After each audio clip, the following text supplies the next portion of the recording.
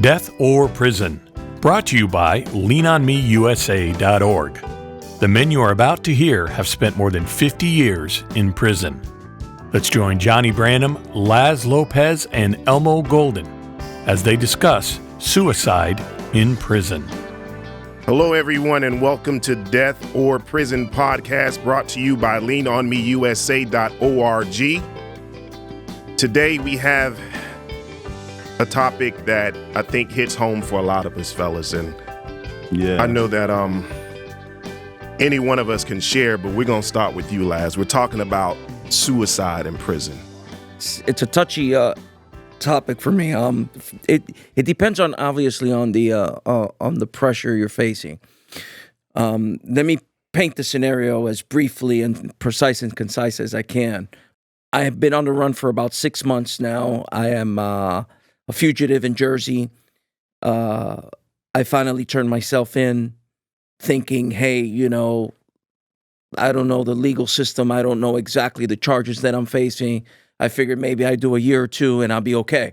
I figured, hey, I didn't kill nobody. I didn't, you know what I'm saying? So, hey, it shouldn't be a big sentence. As I turned myself in and they take me to court on a Monday and they add charges.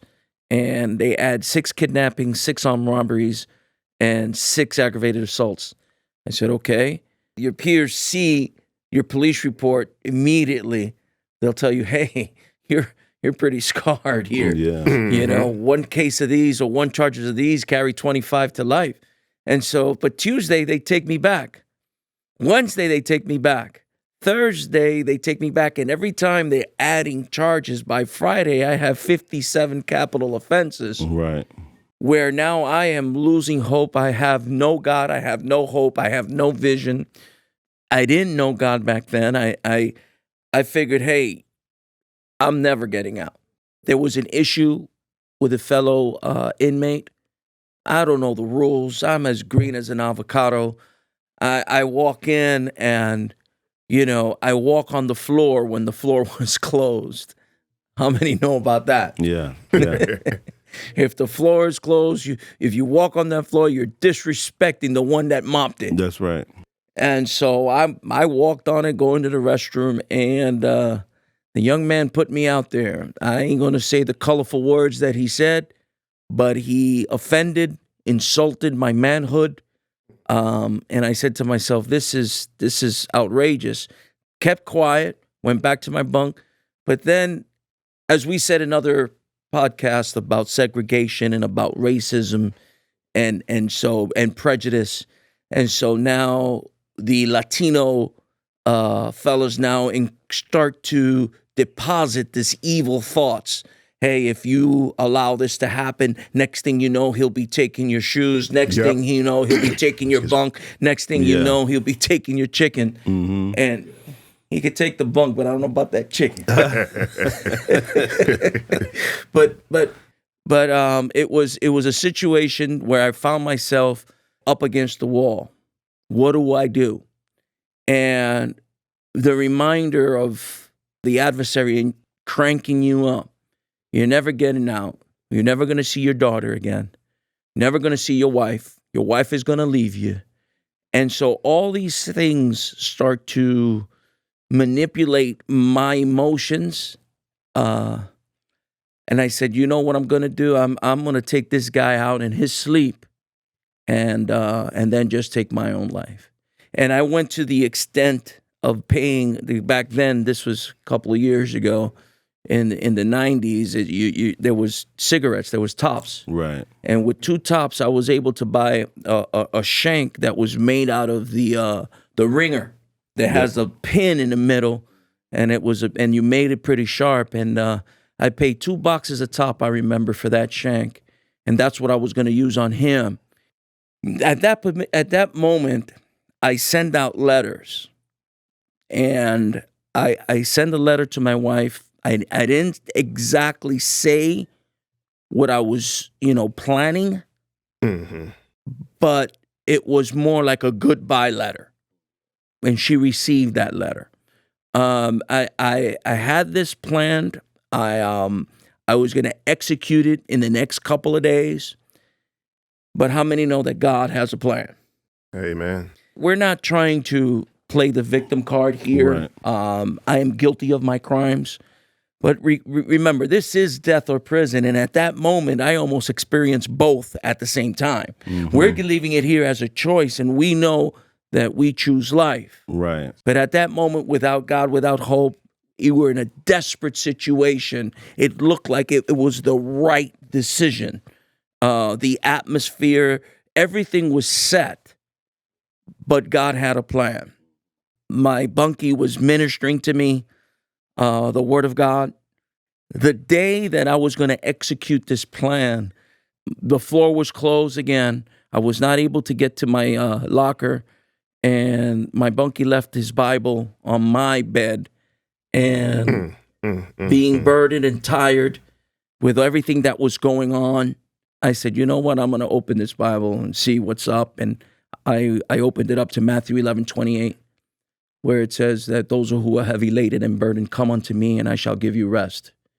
And at that moment, at that instant, was the first time that I felt God talking to me. This was not jailhouse religion. This was a radical moment that God was reaching out. I postponed my plan that evening.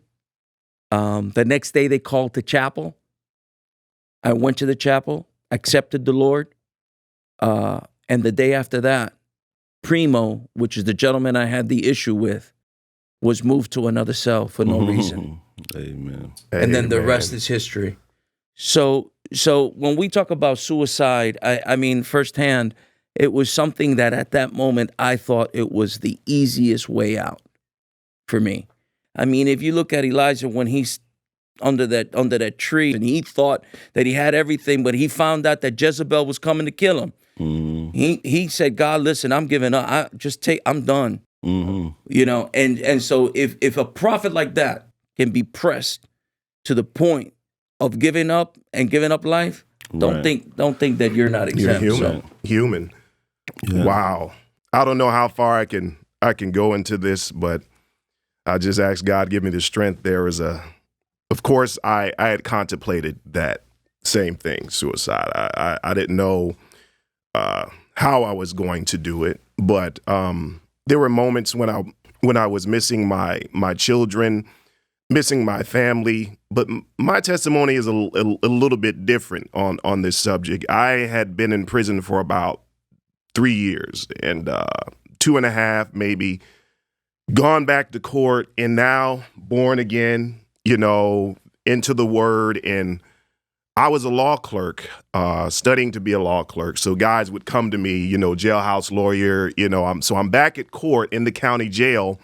And people would come to me for 2 reasons. They would either come to me for legal advice, or they would come to me to be ministered to, because I was holding Bible studies. I was the rev, you know, in the pod. And so this gentleman, I'll never forget it. He comes in, you know, you see people come into the pod all the time. And pod is just a dormitory setting where there's about, you know, anywhere from 70 to 90 guys all living in this one area. Just to paint the picture, in the county jail, you got guys coming back from prison who are now going back to court. And then you got guys who are coming off the street. It's kind of a strange mixture, but you got all of these individuals there. And so I'll never forget how this impacted me. And he would come up to me and talk to me.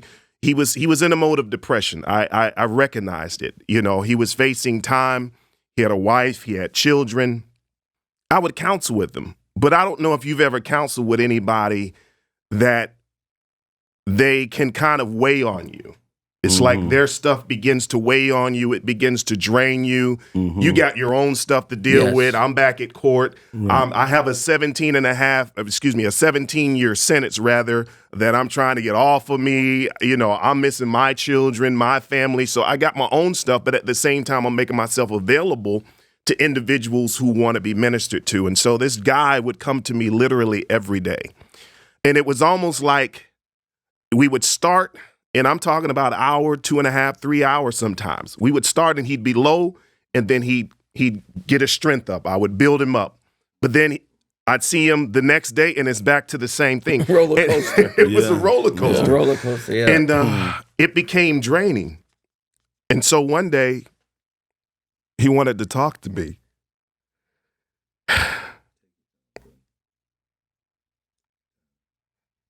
And I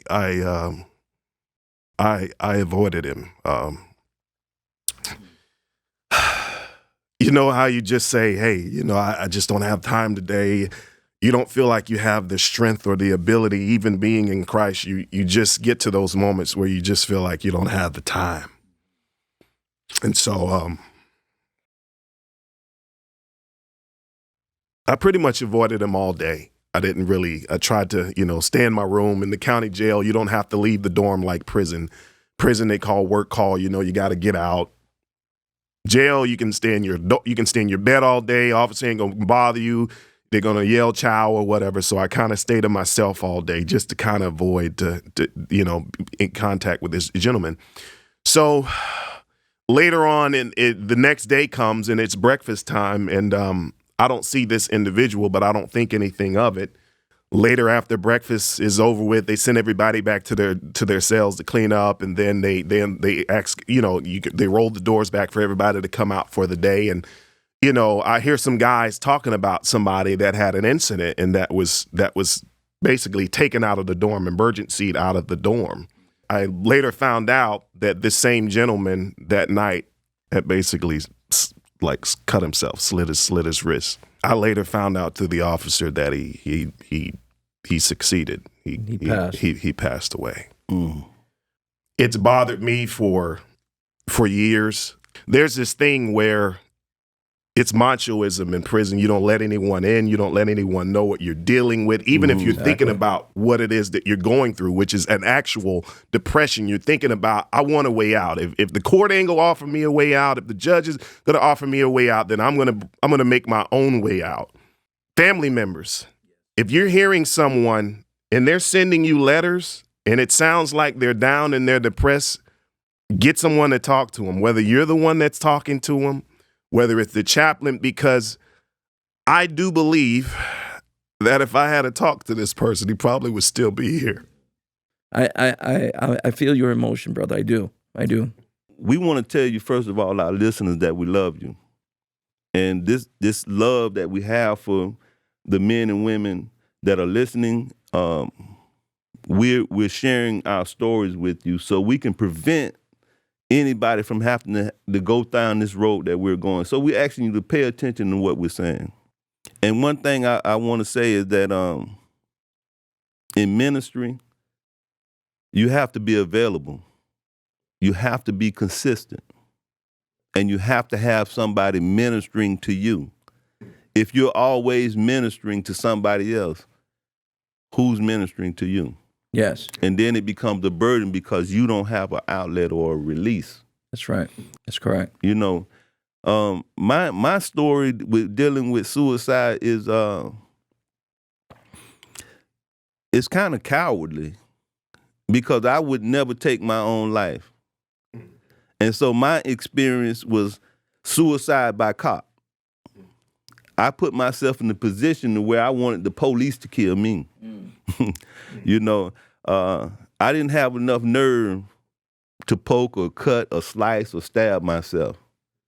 And so what I did, I created an enemy. I created somebody that I thought if I provoked them long enough and hard enough and put them in a position where they had to fight for their own life, they'll take mine. You had mentioned that you had an altercation at one point with an officer where you reached for his gun. Yes. I had got into a high-speed chase with the Lauderhill Police Department. And after I ran into a couple of cars, the car was disabled. I got out of the car. I had already had it in my mind that this was it, that I was going to have court right in the street. And when the officer gave out the commands of get on the ground, you know, let me see your hands, I violated all that. In my mind, this was it. And I began to approach him. And it was almost like an out-of-body experience. I was looking at him and looking at myself and thinking about I'm going to go all the way through. There was a commitment made that I was going to hurt this guy and hurt his partner too. And so I reached I got close enough to reach for his weapon. I took the latch off the weapon and I tried to pull it off. I tried to unholster his weapon.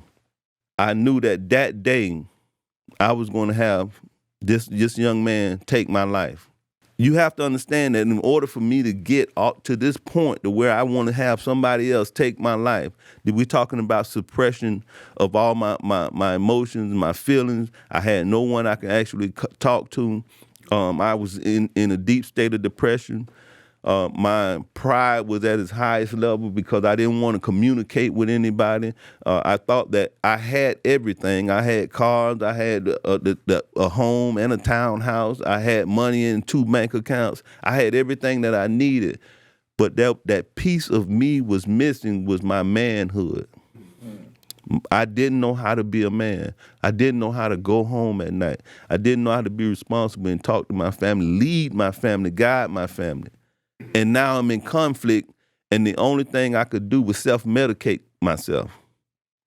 That's with the drugs and the alcohol. And once I put it in my mind, listen, I'm going to stop. Willpower came into play, and I didn't have any. I didn't have any willpower to stop using the drugs, to go home and be a responsible man, to not let my family, not my mother's family or my family go through some of the things that I was going through. I had no mentors. I had no counseling, and which is very important. And so I got to the point now that I can't stop this, so I'm going to make somebody else stop it for me. 9 times out of 10, you think that this cop is always wrong, but I put him in a position to where he's either going to die or he's going to kill. And do you think that he woke up thinking about, you know what?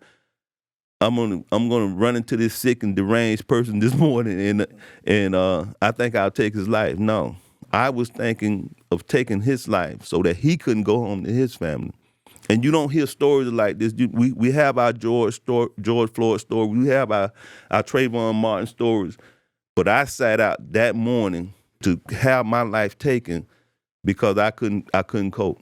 It is extremely common in prison. I was like a big brother. I was fortunate enough, God had given me favor to where I was moved out of normal dormitories to where I was in like programs where I was mentoring. I was involved in the chapel. I got to know a lot of men because I was a law clerk. And sometimes what they came looking for was legal remedy. They came in looking for relief. Some guys had 30, 40 years. Some guys had 2, 3 life sentences. I've seen it all.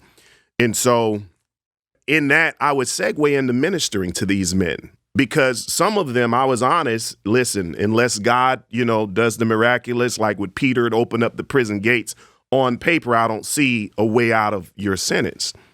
And I could see the depression. I could see it on them. And I would start talking with them. I'm talking about some guys that's like tatted up, gangster, would shoot you in a heartbeat, that would come to me with tears in their eyes, would come to me at night saying, man, I don't know if I'm going to make it to see next week, next year. And not saying I don't know I'm going to make it. They got, some type of disease or something, meaning I'm going to take myself out. I'm talking about strong men. And I think what you talked about, Elmo, what you brought up is when you said, I didn't have any mentors. I didn't have anyone in my corner. Mm-hmm.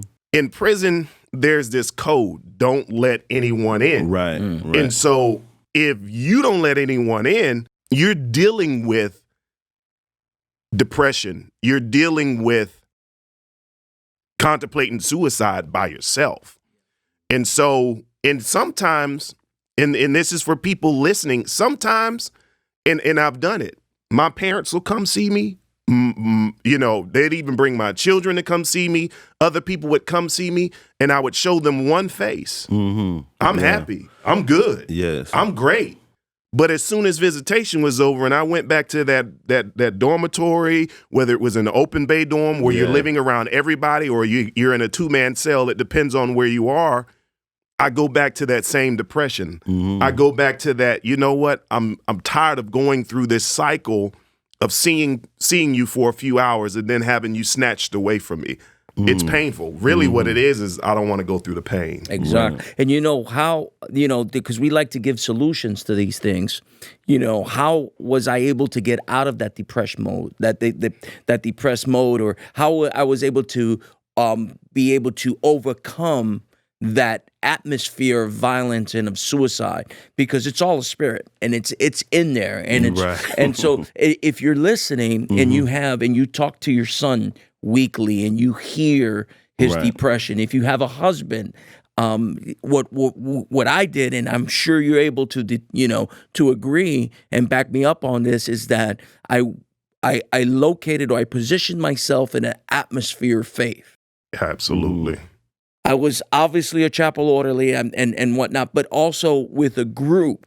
And God would lead you to that one person that you can be vulnerable with and open up. Yes. You see, a brother who you can even consider a confidant, Right. which will call you out. He will hold you accountable and actually call you out on things, even at the risk of a friendship. Yes. Because he loves you that much. That's right. And so that's how God works through others. You see what I'm saying? If you would have taken your life, Johnny, imagine the damage that you have done to your kids, to my daughter. So I think to be a real man is not to go through Right.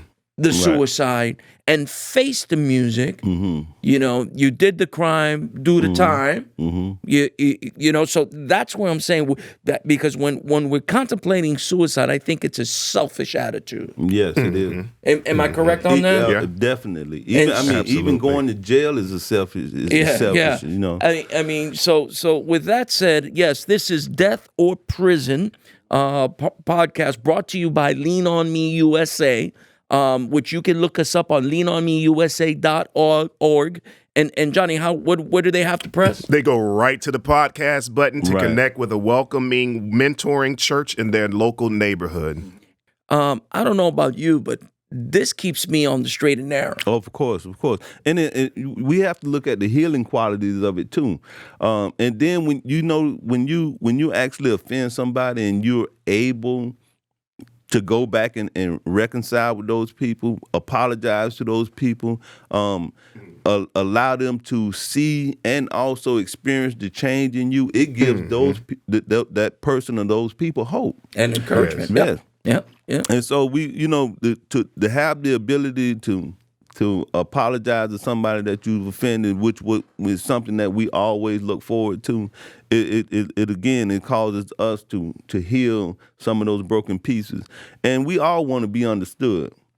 So if you have anybody that's,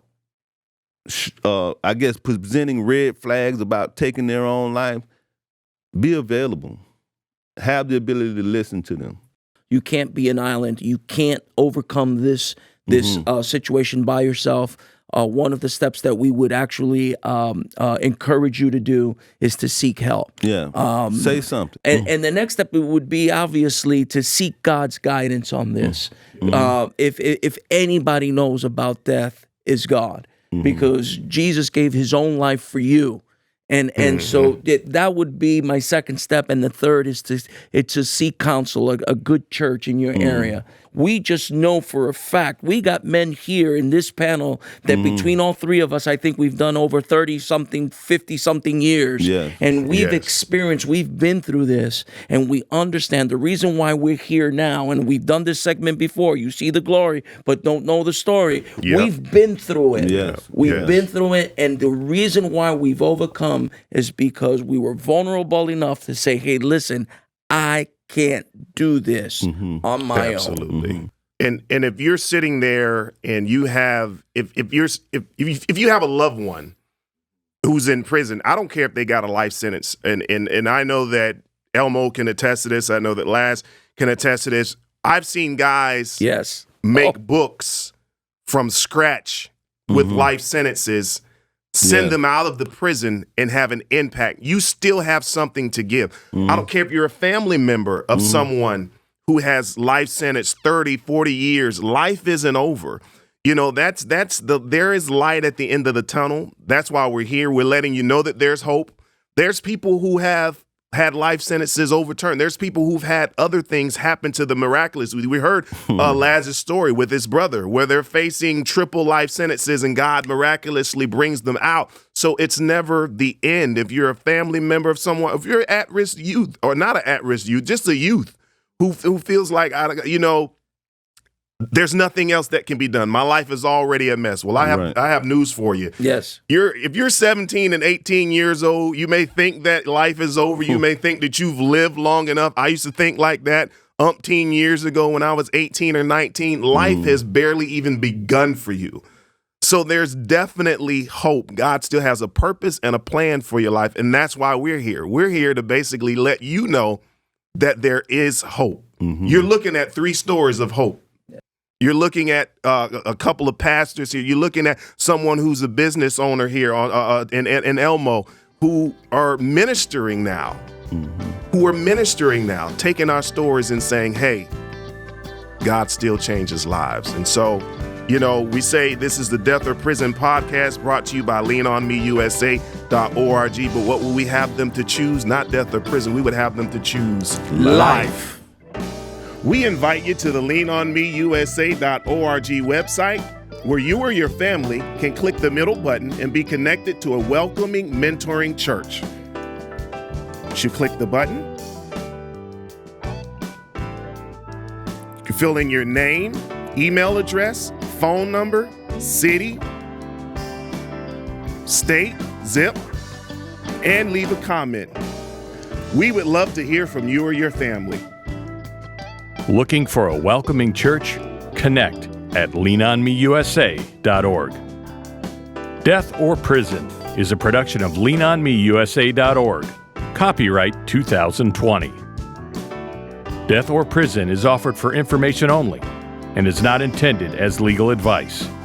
Thank you for listening. I can change the world. Feed one, teach one. One boy and girl, maybe we can change the world.